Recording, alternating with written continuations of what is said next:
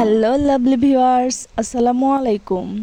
এচে kitchen চ্যানেলে আজকে আরও একটি নতুন রেসিপি দেখার জন্য সবাইকে ওয়েলকাম জানাচ্ছি। আজকে আপনাদের সাথে ঢেকি শাক ভাজির একটি রেসিপি শেয়ার করছি। আশা করছি আপনাদের ভালো লাগবে। এখানে কিছু ঢেকি শাক নিয়েছি। প্রথমে শাকটাকে ভালো করে বেছে নিচ্ছি। আমি শাকের উপরটুকু শুধু নিচ্ছি আর শক্তটুকু ফেলে দিচ্ছি। এই ঢেকি শাকটা আমার খুব প্রিয় শাক, তাই ভাবলাম এই শাকের রেসিপিটা আপনাদের সাথে শেয়ার করি। শাকটা ভালো করে বেছে তারপর ধুয়ে নিয়েছি। এখানে বড় সাইজের একটি আলু এভাবে একটু মোটা মোটা করে কেটে নিয়েছি। এখানে দুটো মিডিয়াম সাইজের পেঁয়াজ কুচি নিয়েছি। এখানে নিয়েছি কাঁচামরিচ ফালি, ঝালটা আপনারা আপনাদের পছন্দ মতো দিয়ে দিবেন। 3টা শুকনা মরিচ, একটি দেশি রসুন কুচি, হাফ চামচ লবণ, হাফ চামচ হলুদ, 1/4 চা চামচ কালো জিরা নিয়েছি। তাহলে চলুন রান্নায় চলে যাই। চুলায় একটি প্যান বসিয়েছি। প্রথমে শাকটাকে ভাপিয়ে নিব, তার জন্য প্রথমে শাক দিয়ে দিচ্ছি। এখন স্বাদ মতো লবণ দিয়ে দিচ্ছি আর কাঁচামরিচ ফালি দিয়ে দিচ্ছি। এখন একটু উল্টে পাল্টে নিচ্ছি। এখন ঢাকনা দিয়ে ঢেকে কিছুক্ষণ রান্না করব।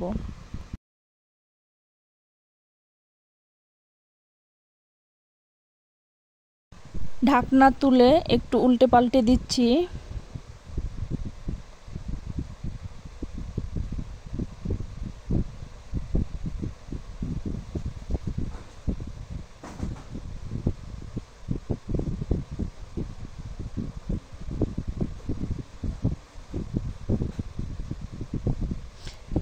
এই তো ভালো করে নেড়ে চেড়ে নিলাম। এখন আবারও ঢাকনা দিয়ে ঢেকে আরও কিছুক্ষণ রান্না করে নেব। আবারও ঢাকনা খুলে আরও একটু নেড়ে চেড়ে দিচ্ছি।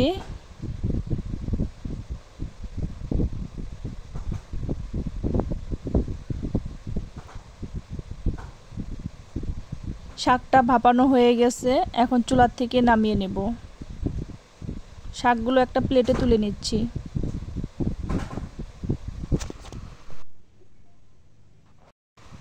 এখন এই প্যানের মধ্যে দিয়ে দিচ্ছি 1/4 কাপ তেল। এখন এখানে কেটে রাখা আলু দিয়ে দিচ্ছি।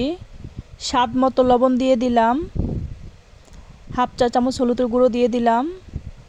এখন ভালো করে নেড়ে চেড়ে আলুগুলো ভেজে নিচ্ছি। আমি আলুগুলো লাল লাল করে ভেজে নিচ্ছি।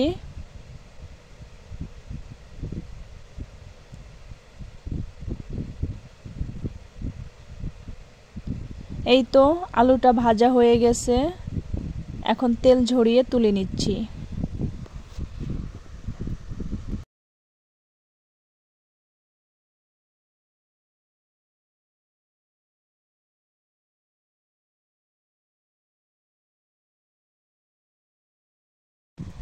এখন এই তেলের মধ্যে শুকনা মরিচ মাঝখান থেকে চিড়ে দিয়ে দিচ্ছি আর দিয়ে দিচ্ছি 1/4 চা চামচ কালো জিরা।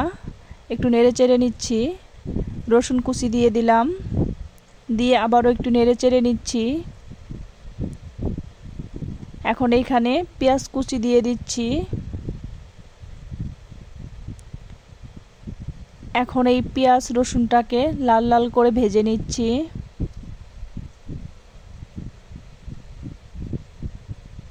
এই তো পেঁয়াজ রসুনটা ভাজা হয়ে গেছে।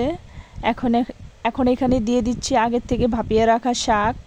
শাকটা দিয়ে ভালো করে নেড়ে চেড়ে নিচ্ছি।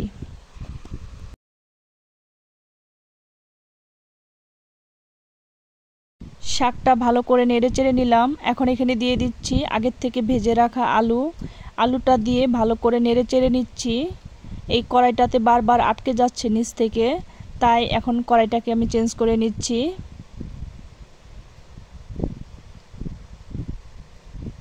এখন আবারও নেড়ে চেড়ে নিচ্ছি।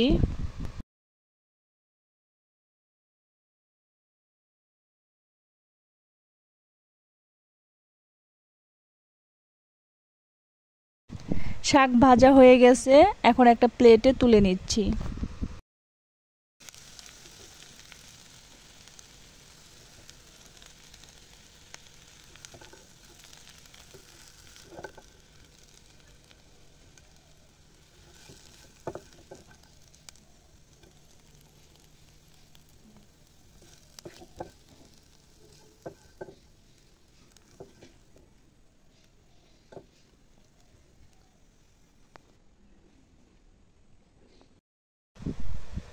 তৈরি হয়ে গেল দারুণ স্বাদের আলু দিয়ে ঢেকি শাক ভাজি।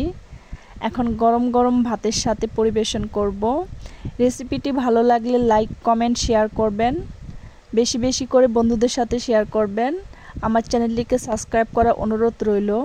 ধন্যবাদ সবাইকে এতক্ষণ আমার ভিডিওটি দেখার জন্য।